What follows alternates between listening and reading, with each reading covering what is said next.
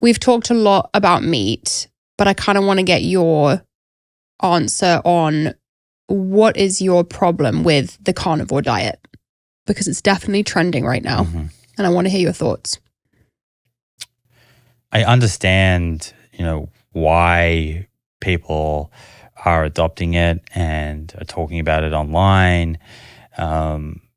Elimination diets, we know that they work. We know that when you restrict a lot of foods, particularly if you have digestive issues or even autoimmune conditions, that you can see an improvement in symptoms.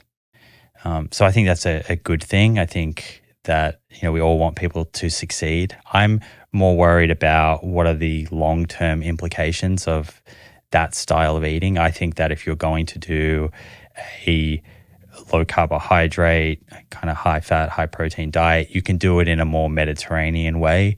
And so my message for people that are in that community, and I've worked with a lot of these people because they go and get their blood work and things like ApoB are sky high and they do get alarmed, is that treat it as an elimination diet.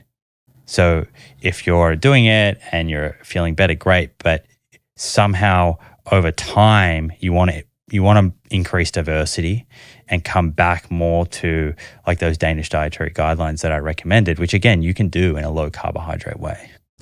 I like that recommendation. I think the carnivore diet can be a really great tool. I personally had a pretty extreme acne journey, and when it was at its worst, I decided to go pretty much carnivore and eliminate a lot of what I was eating, and it did help.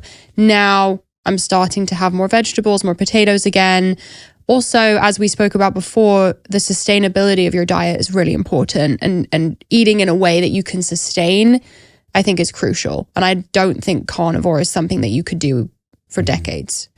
I would be really curious to see Paul Saladino's like long-term health.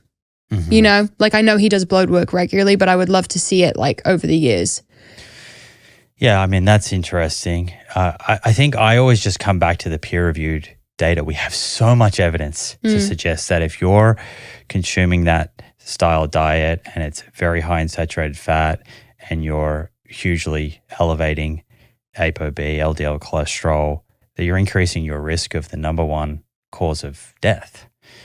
And so it just doesn't seem like a sensible way of eating long-term to me. But that said, I understand that people are suffering and they're in pain and they're getting some relief from that style of eating. So I'm empathetic, I guess, to that person.